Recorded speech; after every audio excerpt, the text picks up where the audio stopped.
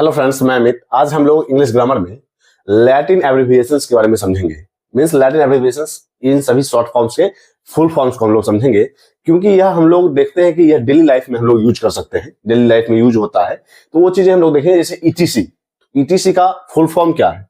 तो हम लोग सबसे पहले चलेंगे ईटीसी। इसका फुल फॉर्म है एटसेट्रा, एटसेट्रा, एटसेट्रा।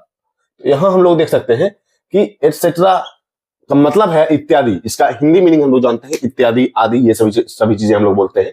एटसेट्रा, इसका प्रोनाउंसिएशन है etcetera. Etc means etcetera. Extra नहीं है, एक्स्ट्रा नहीं है, हम इसे बोलते हैं एटसेट्रा मींस इत्यादि, आदि। इसी ढंग से अब हम लोग देखेंगे इजी या इजी। देखेंगे हम लोग, जहां एग्जाम्पल देने के लिए हम लोग EX न लिख के इजी लिखते हैं, तो उसका मतलब क्या है? तो हम लोग देख सकते हैं इजी को लिखने के लिए दो टाइप्स हो सकते हैं, दो मेथड हो सकते हैं, ई डॉट, जी डॉट या इजी डॉट। इसका मतलब होता है एग्जाम्पली ग्रेसिया, एग्जाम्पली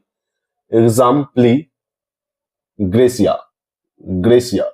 इसका मतलब होता है for example, for example means एग्जाम्पली gratia means for example, etcetera, इत्यादि।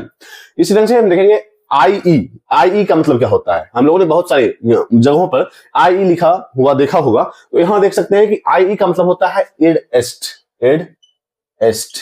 इसको हम लोग बोलते हैं इड एस्ट। अब इसका जो जनरल मीनिंग है, ये चीजें समझेंगे कि इसका मतलब होता है दैट इज और इन अदर वर्ड्स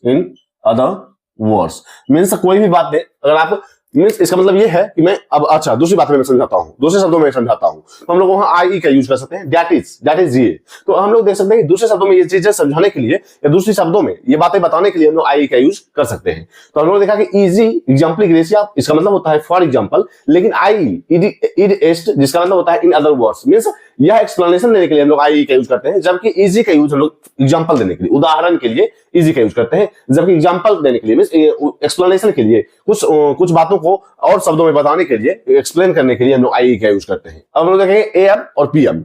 एएम और पीएम होता है, जैसे अगर हम लोग बात करें एंटी मेरिडियम, एंटी मेरिडियम, इसका मतलब होता है बिफोर मिड डे मीन्स इसका मतलब है 12 बजे रात से लेकर के 12 बजे दिन तक के समय को हम लोग 12 बजे रात से लेकर के 12 बजे दिन तक के समय को हम लोग एएम कहते हैं। अब हम देखेंगे पीएम, इसका मतलब होता है पोस्ट मेरिडियम,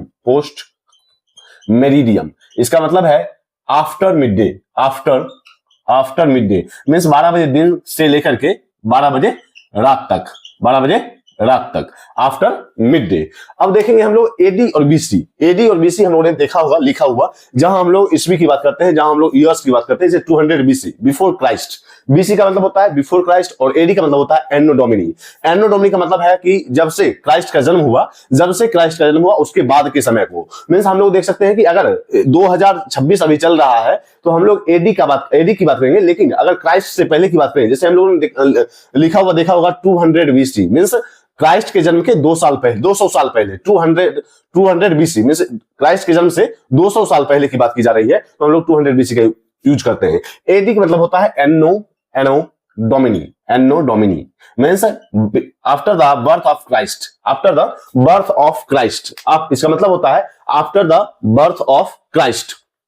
इसी तरह से हम लोग देखेंगे बीसी का मतलब होता है बिफोर क्राइस्ट मीन्स क्राइस्ट के जन्म के पहले, बिफोर क्राइस्ट। लेकिन एडी जब हम लोग यहां यूज करते हैं कि बिफोर क्राइस्ट के जन्म के पहले, लेकिन एडी जब हम लोग यूज करते हैं तो उसका ही मतलब होता है कि क्राइस्ट के जन्म के बाद, लेकिन उसका फुल फॉर्म एनो डोमिनी होता है। अब हम लोग देखेंगे सीवी। हम लोग जब भी कोई भी एप्लीकेशन देने जाते हैं या अपना इंटरव्यू देने जाते हैं, तो आप अपना सीवी लेकर के जाते हो, जिसका मतलब होता है करिकुलम वेटाए। जैसे हम लोग देख सकते हैं CURRICULUM, करिकुलम विटाए, इसे हम लोग बोलते हैं करिकुलम विटाए।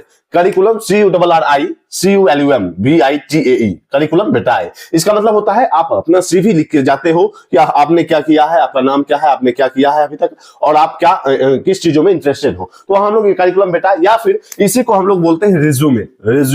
हम लोग इसे रिज्यूम नहीं बोलते हैं, हम लोग इसे बोलते हैं resume.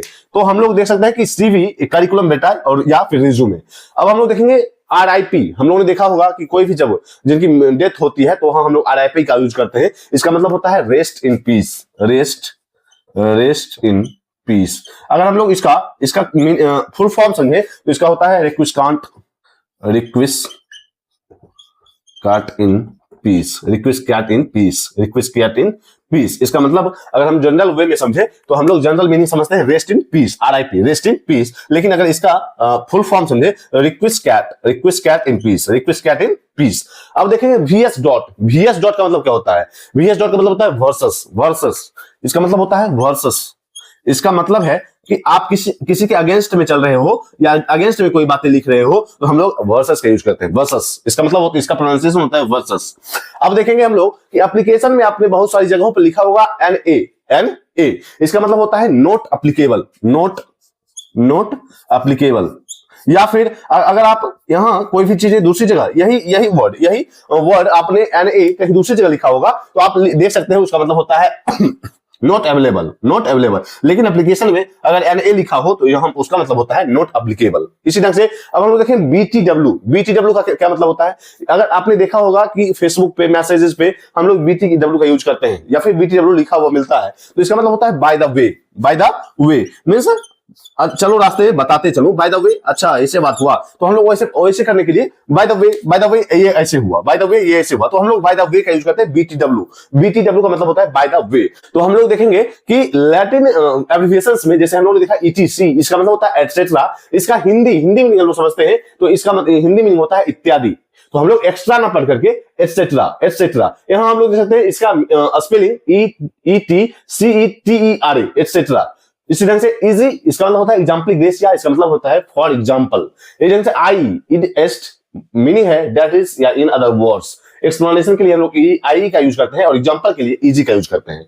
AM anti medium before mid day, PM post medium after mid day, NOW after the birth of Christ. जब से हमारी ईस्वी शुरू हुई 1 साल 2 साल 3 साल तब से हम लोग AD का यूज कर रहे होते हैं। लेकिन उससे पहले जब से ईस्वी स्टार्ट नहीं हुआ, जब से हमारे ईयर्स काउंट होने शुरू नहीं हुए, उससे पहले मींस क्राइस्ट के जन्म से पहले ईस्वी नहीं बनी थी तो हम लोग बिफोर क्राइस्ट का यूज करते हैं 200 BC या 2000 BC मींस 2000 वर्ष पहले। कब से? क्राइस्ट के जन्म से पहले। 200 साल पहले कब से? तो क्राइस्ट के जन्म से पहले।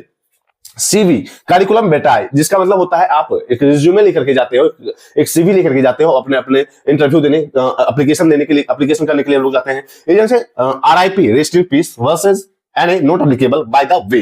तो हम लोगों ने लगभग 10 ऐसे वर्ड्स देखे, कुछ ऐसे शॉर्ट फॉर्म्स देखे जिनका यूज हम लोग एवरीडे लाइफ में करते हैं, डेली लाइफ में करते हैं। तो आज तक के लिए इतना ही, मिलते हैं कल। अगर आपने इंग्लिश ग्रामर को सब्सक्राइब नहीं किया जरूर सब्सक्राइब करें, इससे भी इंपॉर्टेंट आप शेयर किए जाएंगे। तब तक के लिए बाय।